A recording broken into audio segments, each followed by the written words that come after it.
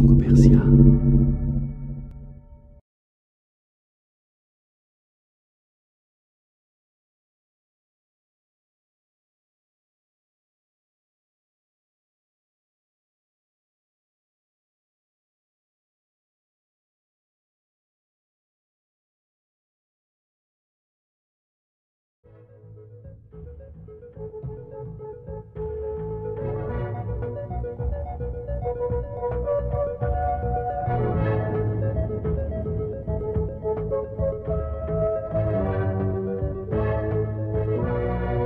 Voilà, nous voici donc au Palais présidentiel. Bonsoir Monsieur le Président et merci de nous accueillir ici avec Thierry Tuillier en séjour de Nowruz, le nouvel an iranien. Dans quelques jours, vous serez à l'ONU. À cette occasion, une grande partie du monde attend et espère un geste de paix de votre part, une initiative, une ouverture. Est-ce que c'est votre intention ? شب بخیر آقای رئیس جمهور. من به اتفاق آقای تری تویلیه در خدمتتون هستیم در این روز نوروز سال نو ایرانی. تا چند روز دیگر جناب عالی در سازمان ملل متحد خواهید بود و بخش مهمی از جهان منتظر حرکتی از سوی ایران هست، حرکتی صلح‌آمیز، حرکتی که نشان دهنده گشایش ایران و نوعی همکاری با جامعه بین‌المللی باشه. Alors, quelle est votre question, juste? Est-ce que c'est Oui. Est-ce que c'est l'intention de Monsieur le Président de faire une ouverture ou de prendre une initiative à l'occasion de sa venue au Conseil de sécurité de l'ONU sur le dossier du nucléaire? آیا به اصطلاح ابتکاری حرکتی در این جهت که گفتن در هنگام اقامتتون در اونجا وجود خواهد داشت یا خیر؟ Changement de position iranien ou une initiative? یک تغییری در موضع ایران یا یک ابتکار جدیدی از سوی ایران؟ بسم الله الرحمن الرحیم. من ابتدا سلام عرض میکنم به ملت خوب و صمیمی فرانسه و همه فرانسوی زبانان و به شما هم خوش آمد میگم در تهران در یک هوای بسیار دلپذیر و روز زیبای بهاری اومدید تهران و با هم گفتگو میکنیم. خب من اعلام کردم که در روزی که بناست در موضوع هسته ایران صحبت بشه به شورای امنیت خواهم رفت و اونجا مواضع ملت ایران رو بیان خواهم کرد. ملت ایران همواره یک ملت صلح طلب بوده. ما هیچگاه در مقابل هیچ ملتی نبودیم. اما درباره واژه‌هایی که شما به کار بردید حرف‌های فراوانی هست. اینکه جامعه جهانی یا گشایشی از سوی ایران یا اقدامی در جهت صلح از سوی ایران، اینها عبارتی است که خیلی جای بحث داره. ما فکر میکنیم با بعضی از قدرت‌های زورگو و خودخواه طرفیم، نه با جامعه جهانی. جامعه جهانی بیش از 6 میلیارد انسانی هستند که روی کره زمین زندگی میکنن و بیش از 190 کشور. ما با همه گفتم یک بخش مهمی از جامعه، برخی از قدرت ها، اونم فقط دولت هاشون نه مردمشون. ما با مردم آمریکا هم رابطه خوبی داریم، همینطور با مردم انگلیس، اما با دولت هاشون نه، چون دولت هاشون دولت های خودخواهی هستن. اونها میخوان زور بگن. اینجا هم ایرانه، کانون جوشش فرهنگ و تمدنه، یک ملت بزرگ زیر بار زور نخواهد رفت، اما اهل گفتگو هست. من فکر میکنم ملت فرانسه هم همینطوره. ملت فرانسه حاضره که درباره استقلال خودش یا حقوق مسلم خودش کوتاه بیاد؟ تاریخ اینو ثبت نکرده. برای ملت ایران همین ثبت نشده. البته ما پیشنهادهای خوبی تا امروز دادیم. از این به بعد هم پیشنهادهای بسیار خوبی خواهیم داد، اما پیشنهادهای ما مبتنی بر قانونه و بر حقوق مسلم ملت ایران. Vous allez formuler d'autres propositions à l'occasion de votre venue à New York? آیا شما پیشنهادات دیگری را در زمان اقامتتون در نیویورک مطرح خواهید کرد؟ بله، پیشنهادهای ما همش بر اساس قانون و بر اساس حقوق مسلم همه ملت ها از جمله ملت ایران خواهد بود. نه لزوما اون چیزی که دولت آمریکا یا انگلیس میخواد.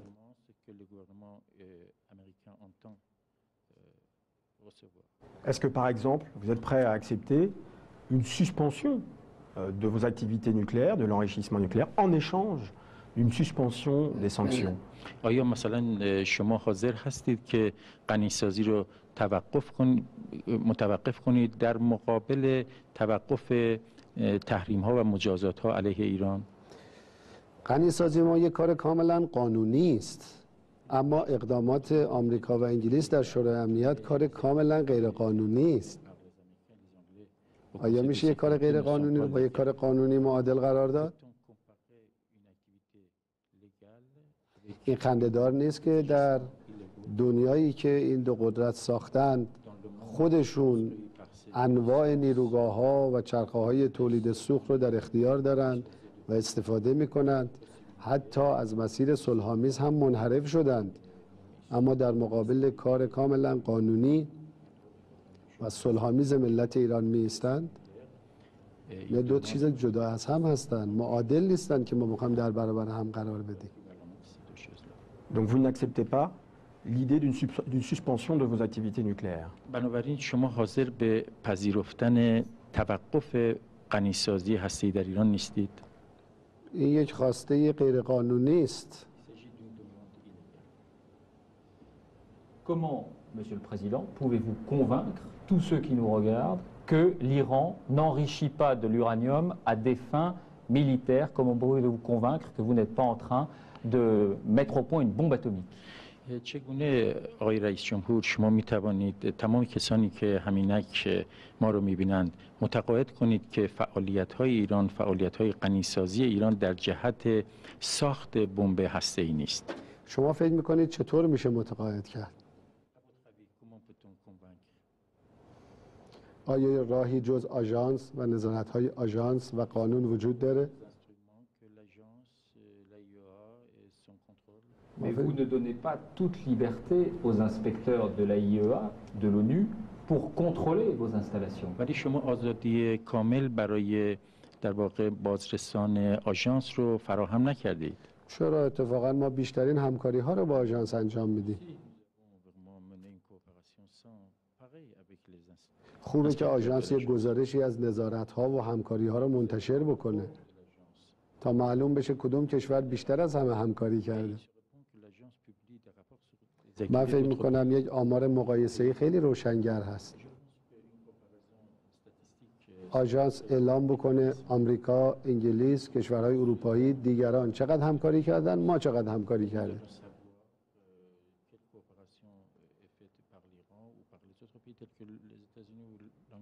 تمام مراکز هسته‌ای ما زیر دوربین هاست.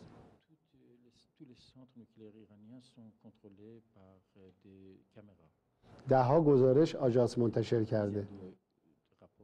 در تمام اینها اعلام کرده که هیچ انحرافی مشاهده نشد. البته آژانس هم باید طبق قانون کارش رو انجام بده. Mais l'agence a dit aussi que l'Iran avait caché, en quelque sorte, l'ampleur de son programme nucléaire.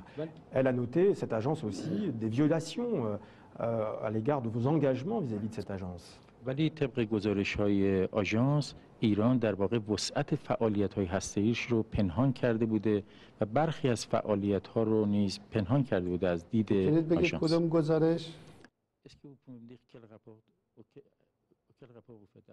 Les rapports d'il y a 2 ans, il y a 1 an, quand ils ont conclu ces rapports, au fait que pendant des années, l'Iran n'avait pas effectivement rendu public l'ampleur de son programme nucléaire. ایران به مدت‌های مدید وسعت فعالیت‌های هسته‌ایش رو فاش نکرده بوده. این حرف درستی نیست. این گزارش متعلق به آژانس نیست. این ادعای آمریکا و انگلیس هست. اونها مدعی هستند که ایران پنهانکاری کرده. تمام گزارش‌های آژانس حاکی از اینه که ایران در مسیر قانون و صلح‌آمیز حرکت میکنه. البته طبیعی است که همواره آژانس سوال‌هایی داره.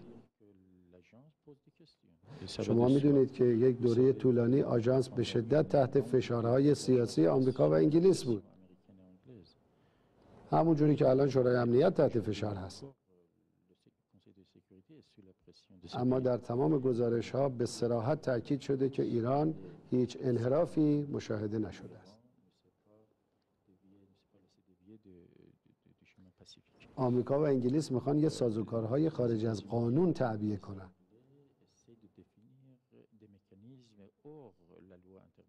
و این هم معناش دیکتاتوری جهانی است و یادآور دوران استعمار. Si vous souhaitez jouer la transparence, Monsieur le Président, est-ce que vous êtes prêt à nous dire aujourd'hui combien de centrifugeuses sont en service en ce moment en Iran? اگر شما واقعا مایل هستید که شفاف باشید در اظهاراتتون، میتونید به ما بگید چند تا سانتریفوژ الان در ایران در حال فعالیت هستند؟ شما مأمور آژانس هستید؟ مأمورین آژانس باید بیان گزارش کنن. من روزنامه نگار هستم. خب مأمورین آژانس باید بیان گزارش کنن. شما هم اگه علاقه‌مند باشید میتونید خودتون مستقیم برید مشاهده کنید. و میتونید فیلم هم بگیرید.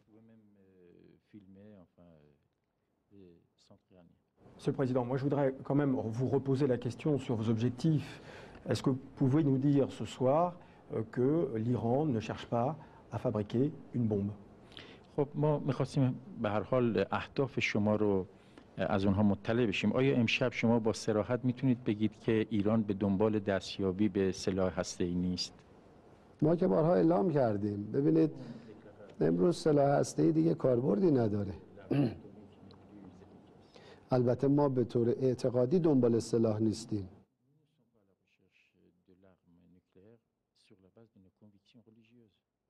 این سلاح و ساخت این سلاح و کاربرد این سلاح مخالف اعتقادات ماست.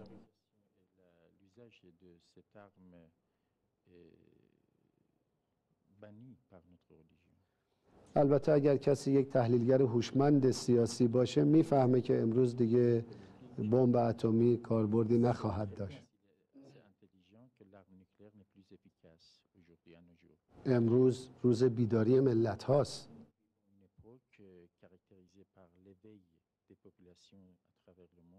بمب نمیتونه معادلات انسانی رو حل کنه. شما وضعیت آمریکا در عراق رو ببینید. انبارهای آمریکا پر از بمب‌های نسل سوم و چهارمه.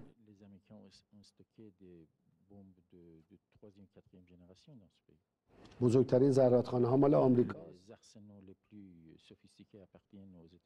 و همینطور انگلیس. آیا بمب‌های اتم آمریکا میتونه آمریکا را از باطلاق عراق نجات بده؟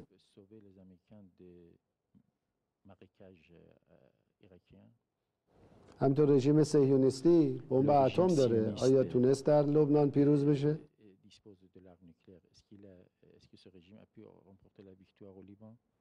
شوروی سابق هم بمب اتم داشت.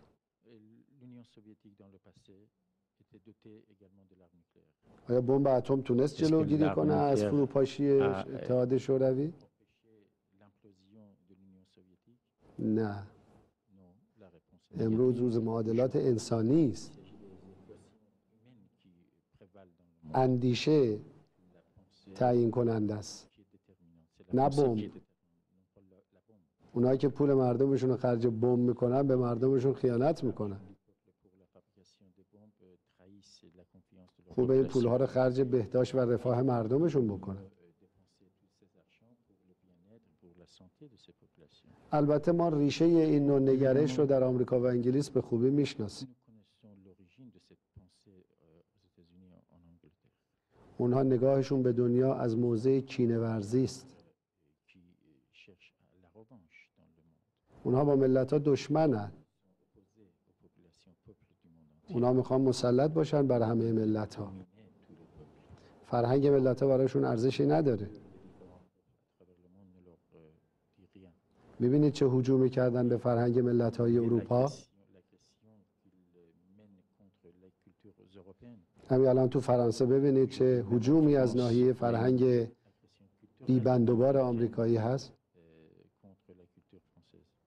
اونا میخوان دنیا رو با دشمنی و با جنگ اداره کنن.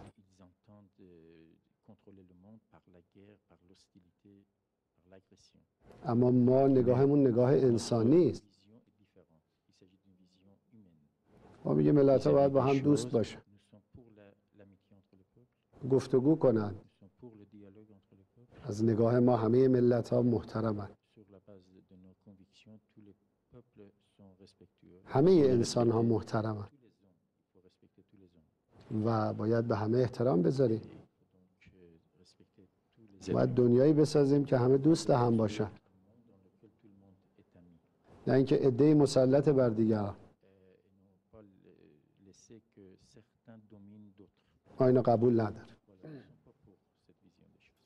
Alors justement, si votre programme nucléaire inquiète, c'est parce que votre discours est souvent perçu comme menaçant et directement menaçant. Vous avez dit par exemple qu'Israël allait disparaître, avait vocation à disparaître. Vous avez même employé les termes rayés de la carte.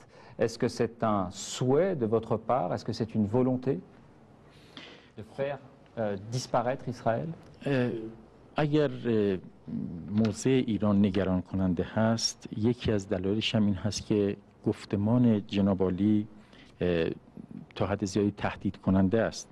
مثلا اظهار اینکه اسرائیل باید از نقشه جهان محو بشه، اینها همگی نگرانی های ایجاد کرده که در مورد پرونده هسته‌ای هم در واقع سرایت کرده. چرا باید نگرانی ایجاد کنه؟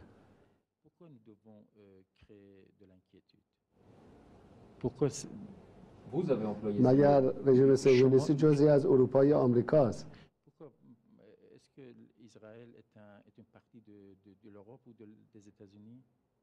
ما فکر می‌کنیم اینا تحمیل به آمریکا و اروپا.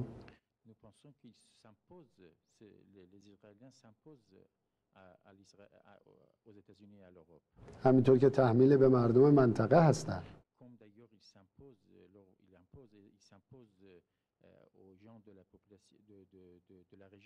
من از شما سوال میکنم، اتحاد جماهیر شوروی کجاست؟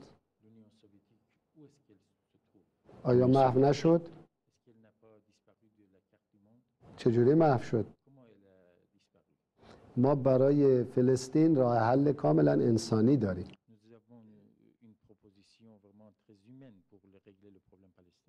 ما گفتیم تمام فلسطینی ها در یک همه پرسی آزاد شرکت کنند و جنگ 60 ساله خاتمه پیدا. نتیجهش از همین الان معلومه. به خاطر همون نتیجه است که آمریکا و انگلیس زیر بار نمیره.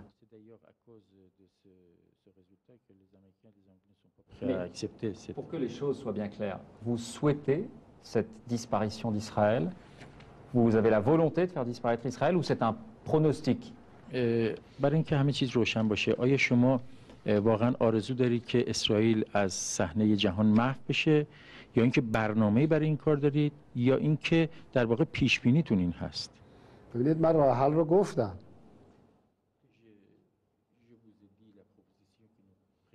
من فکر میکنم مردم فلسطین هم حق تعیین سرنوشت دارن.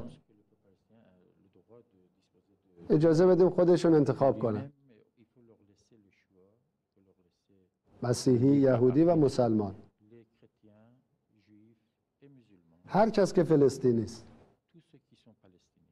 هر کس اهل اونجاست در رأیگیری شرکت.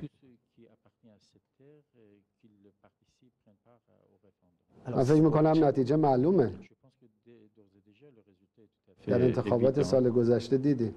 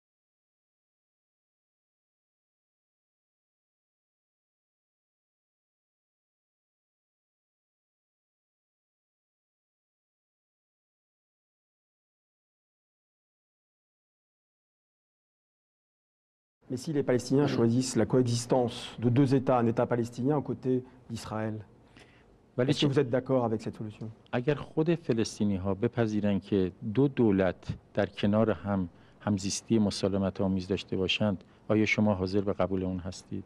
ما اتفاقا ما همینو میگیم اجازه بدید ملت فلسطین خودش تصمیم بگیره بدون تحمیل در یه فضای آزاد. این حق مردم فلسطین. بذاریم خودشون تصمیم بگیرن. نوع حکومتشون رو خودشون تعیین کنن. Avec Israël comme voisin. با اسرائیل به عنوان همسایه. ببینید بذارید ملت فلسطین خودش راجع به کشور خودش تصمیم بگیره. این که حق مردم فلسطین. اما برای من یه سوال مطرحه. برنده جنگ اول و دوم جهانی کی بود؟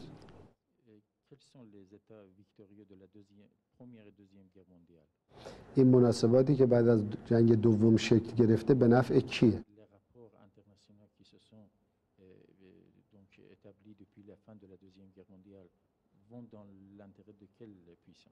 به نفع فرانسه است؟ آلمان؟ کشورهای اروپایی است؟ به نفع آسیا؟ آفریقا؟ آمریکای لاتین؟ یا نه؟ فقط به نفع صهیونیست هاست؟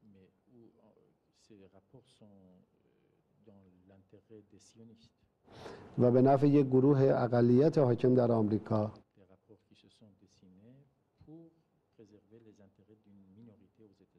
و در انگلیس. بقیه ملت ها همه دارن ضرر میبینن. شما به فرانسه نگاه کنید. جایگاه فرانسه توی 60 سال از کجا به کجا رسیده؟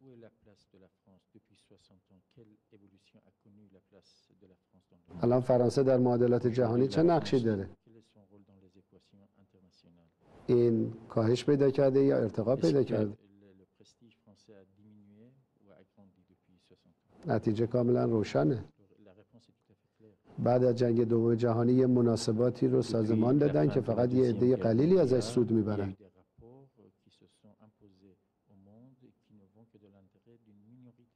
و بقیه ضرر میکنن. همه دارن ضرر میکنن. اینها هر جایی که میخوان هزینه بکنن کشورهای اروپایی رو هم وارد میکنن، خسارت‌هاشون رو تقسیم میکنن توی دولت‌های اروپایی و هر جا سود خالص باشه به تنهایی سود رو میخورن. من فکر میکنم حرفی که میزنم حرف ملت‌های اروپایی هم هست.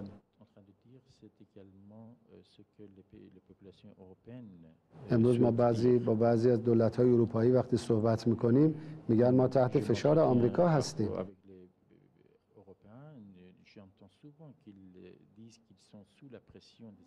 میگن ما تحت فشار صهیونیست‌ها هستیم.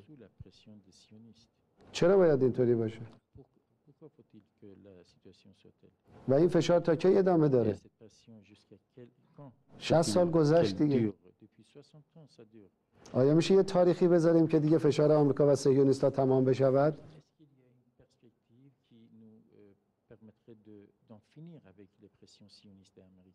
بیایم تو یک معادلات عادلانه و موازنه عادلانه با هم زندگی بکنیم.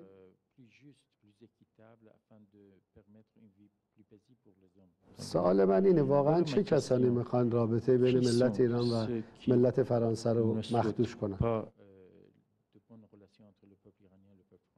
چرا باید بین ملت ایران و ملت فرانسه جدایی باشه؟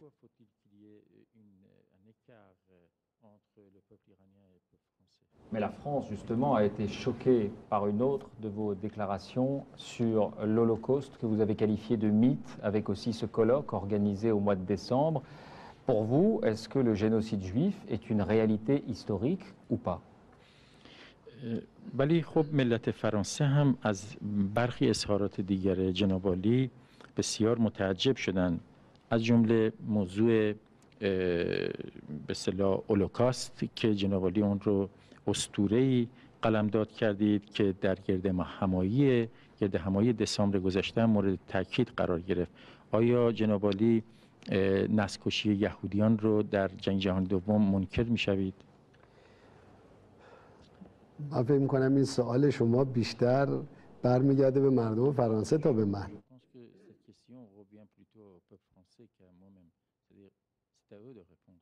یعنی این سوال شما فرانسه به روشنی پاسخ دادن و فرانسویان از طریق تاریخ نگارانشون. اجازه بدید که تشریح کنم. این سوال شما به نوعی چهره مردم فرانسه رو مخدوش میکنه.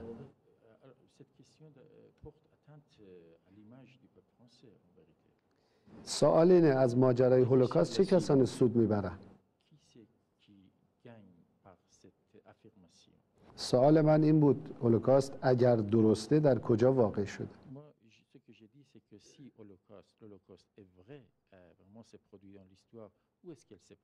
چرا مردم فلسطین باید تاوانش رو پس بدن؟ Vous dites si l'Holocauste a existé, ça signifie que vous n'en êtes pas sûr malgré tous les travaux des historiens. شما میگویید که چنانچه هولوکاست واقعیت داشته باشد بنابراین تردید دارید در مورد بگید حالا راجع به اینم صحبت میکنم. سوال اینه که اگر هولوکاست در اروپا واقع شده چرا مردم فلسطین باید جبران کنن؟ چرا اونها باید 60 سال از خونهشون آواره بشن؟ چرا باید خانه ها رو سر زن و بچه فلسطینی خراب بشه؟ چرا اونا باید سرزمینشون رو بدن به صهیونیستا؟ اونا که نقشی نداشتن. اونا بیگناهن. چرا کسی که اگر جنایتی بوده باید جنایتکار تاوانش رو پس بده؟ اما یه سوال دوم هم هست. اگر یک واقعیت تاریخی است نباید از تحقیق درباره اون دانشمندان رو منع کنیم.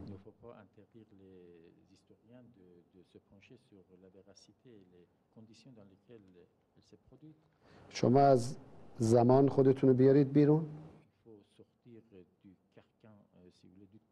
در موضع تاریخ بنشینید،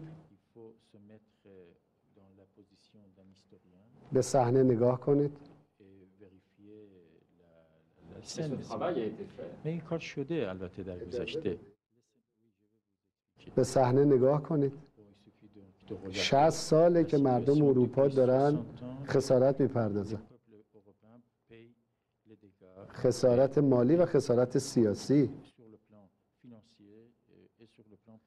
بسیاری از احزاب و سیاستمداران اجازه اظهار نظر مستقل ندارن. حق ندارن راجع به صهیونیست‌ها حرف بزنن. چرا؟ Et parce que par ailleurs les historiens ont longuement travaillé sur ce sujet. اونها این شک میشه که در واقع بخوان واقعیات تاریخی رو منکر شوند. در تاریخ هزاران واقعیت اتفاق افتاده. در جنگ دوم جهانی 100 میلیون انسان کشته شدن. 60 میلیون عظما. آیا اون 54 میلیون دیگه انسان نیستن؟ تحقیق درباره اون 54 میلیون آزاده، درباره بقیه آزاد نیست؟ اجازه بدید.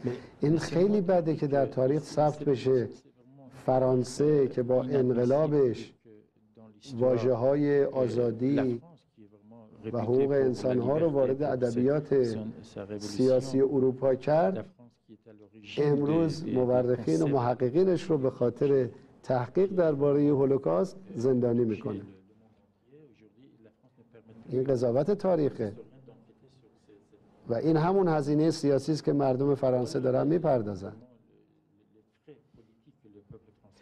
برای کی؟ برای یک گروه صهیونیست. ما با این موافق نیست. Mais vous savez, on parle beaucoup aussi des 60 millions de victimes. Mais pourquoi ne pas reconnaître qu'il y a eu 6 millions de victimes juives dans des camps nazis qui ont été exterminés parce qu'ils étaient juifs?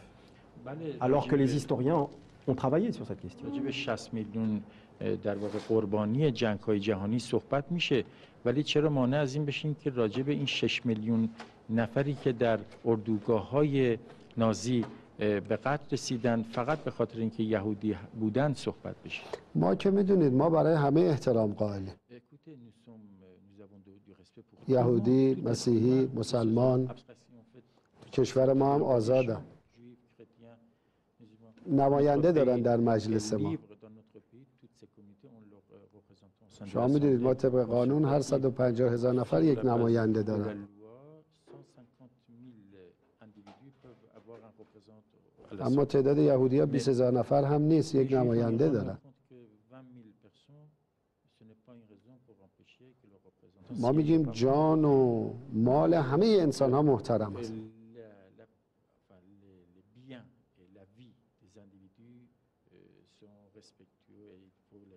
ما هر جنایتی رو محکوم میکنیم. اما سوال اینه که چرا اجازه نمیدن راجع به این تحقیق بشود؟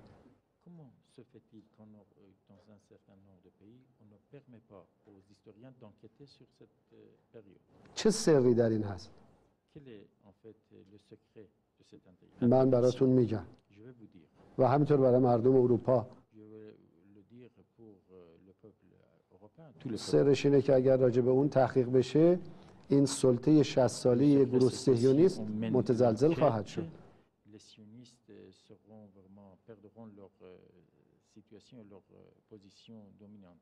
که تا اعماق ساختارهای برخی از حکومت‌ها نفوذ کردند.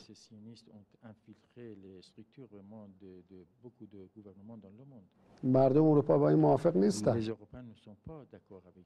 شما همینو میتونید تو فرانسه به رأی‌گیری بذارید.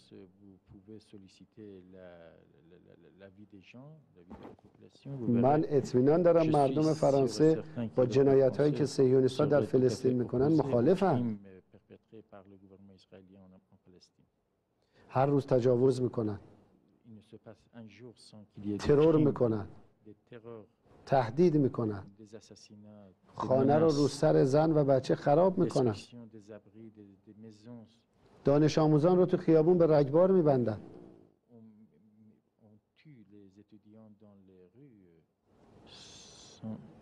با هلیکوپتر افراد رو ترور میکنن. شما فکر میکنید مردم فرانسه با این جنایت ها موافقن؟ هرگز. مردم فرانسه مردم فرهنگی هستن. ادبیات فرانسه، فرهنگ فرانسه، تاریخ فرانسه. ملت فرانسه ملت بزرگه، پایه‌گذار تمدنه. اتفاقا رابطه ملت فرانسه با ملت ما همیشه رابطه خوبی بوده.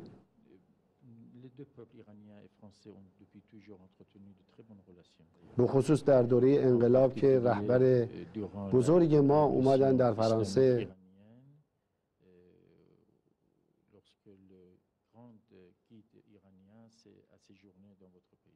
این رابطه عاطفی خیلی تعمیق شد. اما فکر میکنیم صهیونیستان نمیخوان رابطه بین ملت‌ها رابطه دوستی باشه. اونا میخوان تفرقه و دشمنی باشه تا اونا حاکم باشه. و هر کس هم سوال میکنه راجع به اونها فوری متهمش میکنه. من یه معلمم، سلاحم هم قلم و زبانم.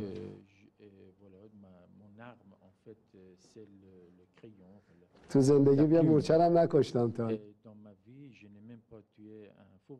همه هم دوست دارم. اما سوال میکنم، اونها از سوال میترسن. 60 ساله به بهانه هولوکاست مردم فلسطین قتل عام میشه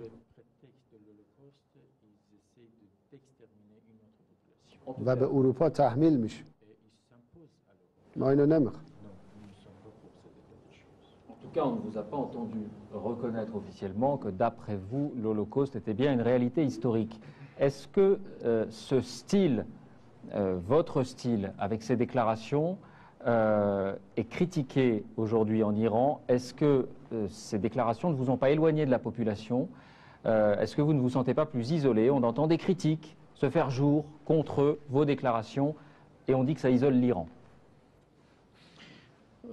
البته سبک گفتار جناب عالی به نظر میرسه که تا حدی امروزه مورد انتقاد هست و جناب عالی هیچ وقت هم واقعیت هولوکاست رو نپذیرفتید و امروزه شاید بتوان گفت که بسیاری انتقاد میکنند از سبک جناب عالی و همچنین باعث شده از مردم دور شده اید و یا اینکه به قولی ایران رو در انزوا قرار دادید با این گونه در واقع موضع ها.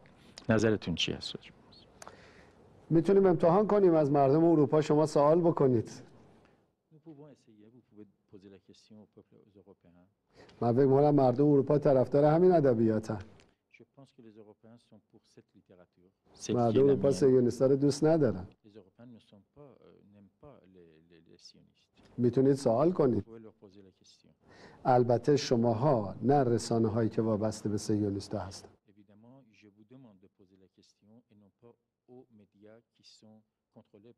رسانه‌های مستقل. شما فکر میکنید که ما از سوی صهیونیست‌ها کنترل میشیم؟ نه خیر، گفتم شماها میتونید. نه شماها که مستقل هستید. چون شما مستقل میدونن با شما گفتگو. چون با ملت فرانسه احساس نزدیکی داریم. شما خودتون اینا رو میدونید.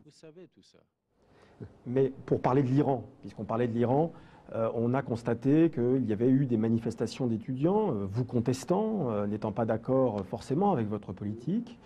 C'est un élément nouveau en Iran. Votre camp a perdu les élections locales l'année dernière. Comment vous analysez cet isolement et finalement ce recul au sein de votre propre pays?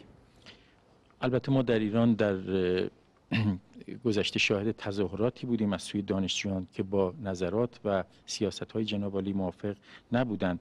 وضعیت جدیدی ظاهراً ایجاد شده و حزب شما هم در انتخابات اخیر موقعیت خودش رو از دست داد. آیا انزوا و نوع عقب نشینی در مواضع خودتون احساس می‌کنید؟ من نمیدونم این اخبار رو کی به شما داده. ما چون نشستامون کاملا آزاده و بدون هیچ کنترل.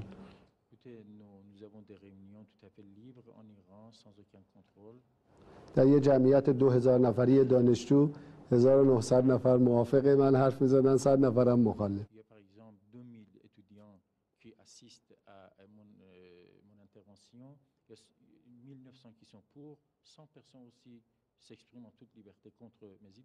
و اونایی که اقلیت محض بودن فریاد می‌زدن. که احساس آزادی می‌کردن. و در انتخابات شوراها من حزبی ندارم که شرکت کرده باشه.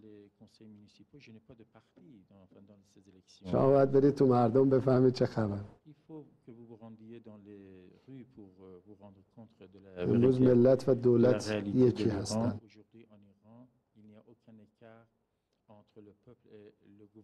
و این زبان ملت ایران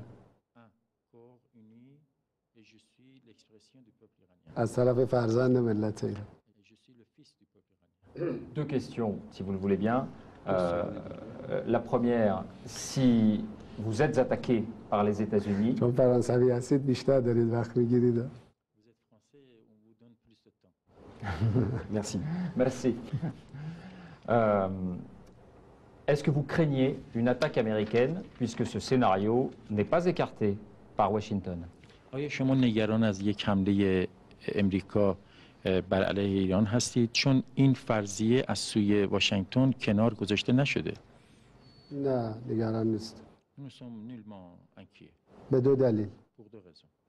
یکی اینکه شرایط مطلقا چنین اجازه ای رو نخواهد داد. و فکر میکنیم در آمریکا هم عقلایی هستند که مانع از اقدامات دیوانه‌وار بشه.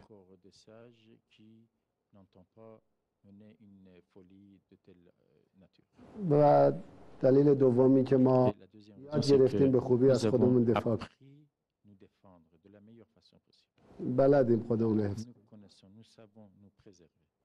تجربیات تاریخی اینو به ما Nous آموخت. avons une grande expérience qui nous a 8 instruits sur ce سال plan. جنگ سنگین 8 ans de guerre très lourd. متاسفانه دولت‌های اروپایی هم حامی Les صدام بودن. gouvernements européens ont apporté leur soutien à Saddam. البته رهبر صدام اصلی حسین. جنگ آمریکا و انگلیس بودن Mais il faut dire que ceux qui ont dirigé la guerre contre nous, c'était les Américains et les Anglais. که از صدام استفاده کردن علیه ما Ils ont abusé de Saddam contre nous, ils l'ont utilisé contre و متاسفانه کشورهای اروپایی رو هم به دنبال خودشون کشیدن. nous. Et malheureusement, c'est un fait historique que les Européens ont suivi les Américains et les Anglais sur ce این plan. همون جاهایی است که سودش رو آمریکا برد، Et خسارتش رو اروپا. Et voilà un exemple où les bénéfices, ce sont des Américains qui les ont empochés et les dégâts, ce sont ملت les ما بلد از Européens خودش qui ont دفاع payé. کنه. Mais le peuple iranien sait se défendre. اما من تقریبا مسئله نظامی رو منتفی میدونم. Je crois que c'est hors de question une attaque militaire ou une solution militaire, pour ma part. Alors, vous n'êtes pas un religieux, et pour autant, dans chacun de vos discours, il y a des références religieuses. Est-ce que le religieux peut guider une politique aujourd'hui? جناب عالی یک فرد در واقع روحانی نیستید، ولی در گفتارهایتون، در مواضعتون غالباً ارجاعاتی دارید به اصول مذهبی و دینی. آیا فکر میکنید که در زمان کنونی مذهب میتونه هدایتگر سیاست باشه؟ البته میدونید من یه استاد دانشگاه هستم و ریاضیات هم خوندم و بعد مهندسی. الان هم مهندس ترافیک و برنامه‌ریزی حمل و نقل و شغل اصلیم تدریس و تحقیق. اما نظام ما یه نظام دینی است.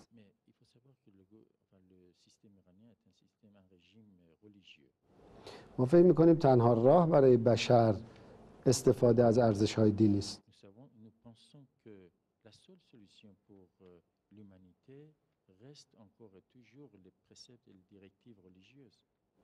این مشکلاتی که امروز دنیا داره به خاطر دوری از دینه.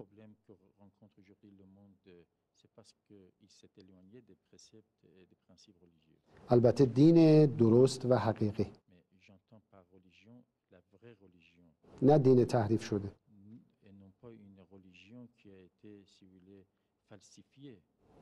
دین ما میگه فقط خدا رو بپرستید، زیر بار غیر خدا نرید، سایر انسان‌ها رو دوست داشته باشید، عاشق انسان‌ها باشید، بین خودتون با عدالت رفتار کنید، به حق کسی تجاوز نکنید، به کسی ظلم نکنید و زیر بار ظلم نرید، به اموال کسی تجاوز نکنید، دروغ نگید، صداقت داشته باشید. اینا چیزهای بدی است. ما فکر می‌کنیم سیاستمدارای امروز چون از این ارزش‌ها دور شدن، زندگی رو بر بشر تلخ کرده.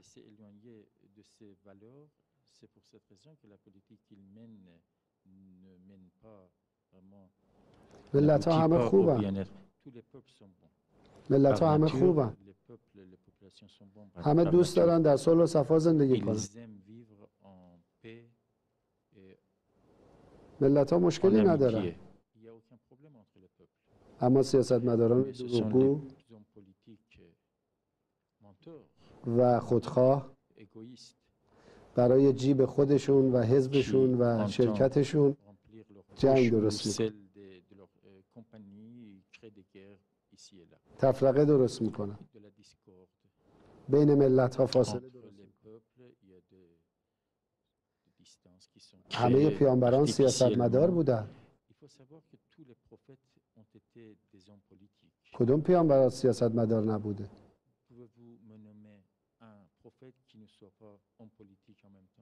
اگر حضرت مسیح که پیامبر بزرگ الهی بود و پیامبر پاک بود،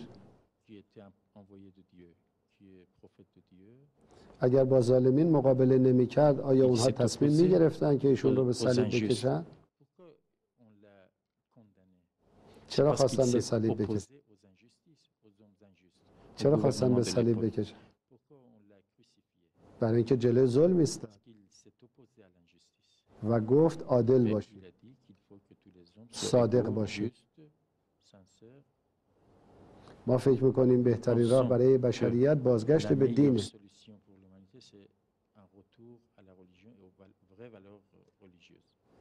Merci beaucoup, Monsieur le Président, de nous avoir reçus ici. On retourne à Paris. C'est à vous, Laurent Delahousse. خیلی متشکرم. از شما تشکر میکنیم، همینطور از مردمی که به این صحبت‌ها گوش فراخواهند. Je voudrais, si je puis me permettre, vous poser une question personnelle.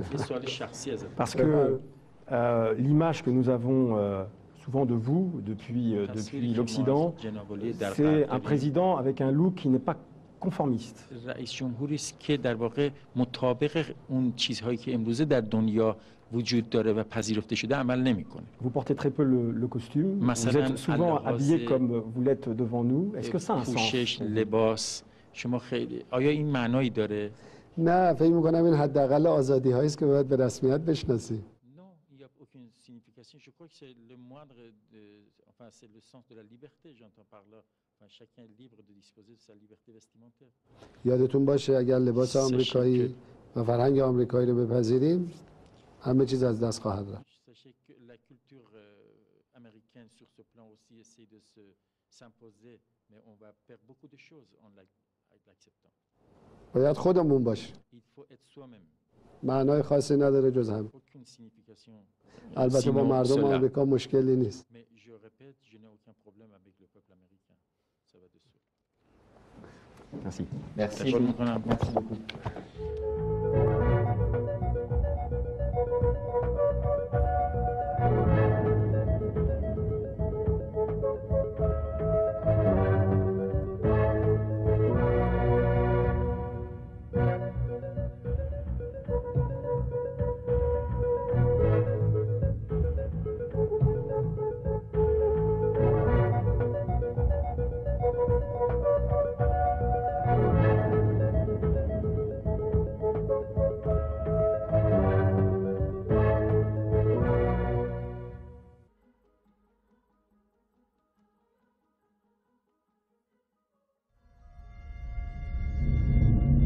Franco-Persia.